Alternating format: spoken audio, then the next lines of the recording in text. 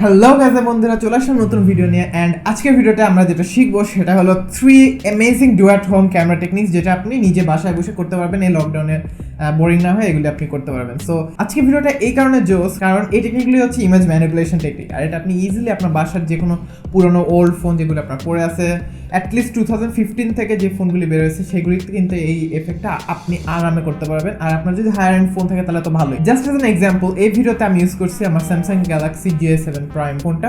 এটাই প্রমাণ করার জন্য যে এই এফেক্টটা করতে কিন্তু কোনো লেটেস্ট ফোন অথবা কোনো হাই কোয়ালিটি ক্যামেরা লাগে না। তো চলুন আর কথা না বাড়িয়ে, with that being shed, let's get started with the tutorial.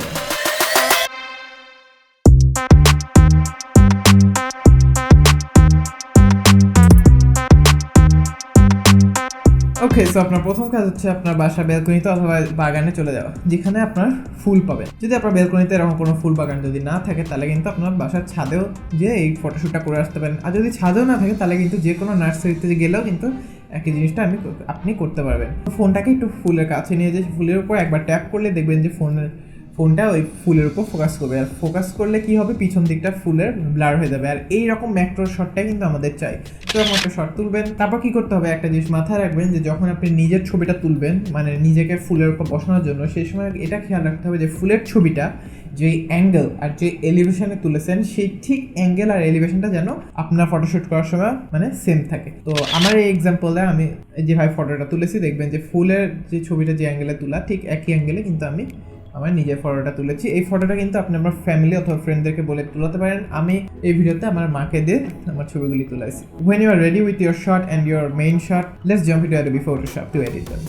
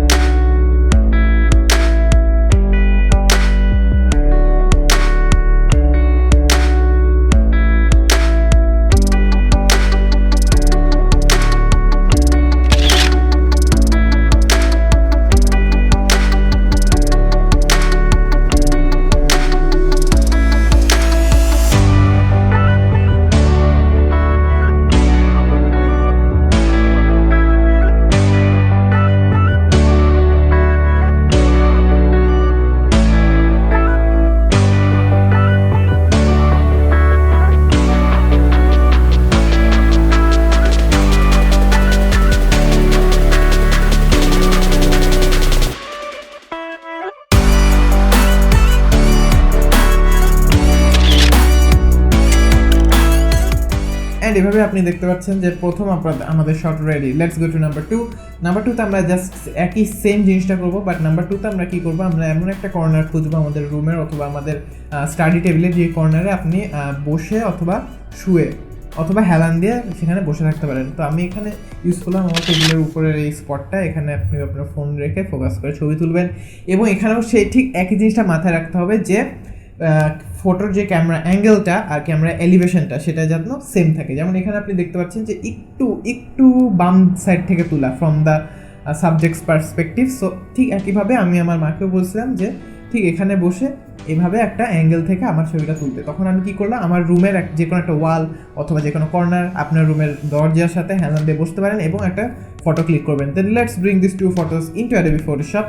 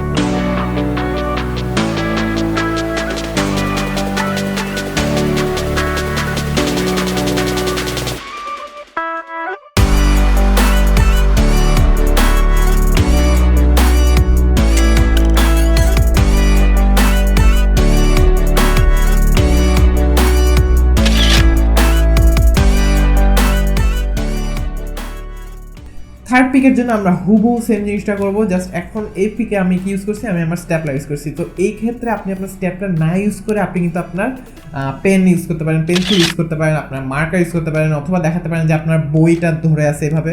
So এখানে কিন্তু আমি আমার স্ট্যাপলার ইউজ করছি। স্ট্যাপলার ছবি তুলে ফেলে একটু জুম করে একটু ফোকাস করে দেন একইভাবে আপনার নিজের ছবি তুলবেন। এখানে একটা জিনিস খেয়াল রাখতে হবে যে আপনার পা থেকে একদম হাতের মাথা পর্যন্ত যেন ছবিতে আসে। ঠিক আছে, যেভাবে দেখতে পাচ্ছেন আমি এভাবে একটা ছবি তুলে নিয়েছি। দেন এগেন আবার এই দুইটা ছবি অ্যাডোবি ফটোশপে নিয়ে যান। তারপর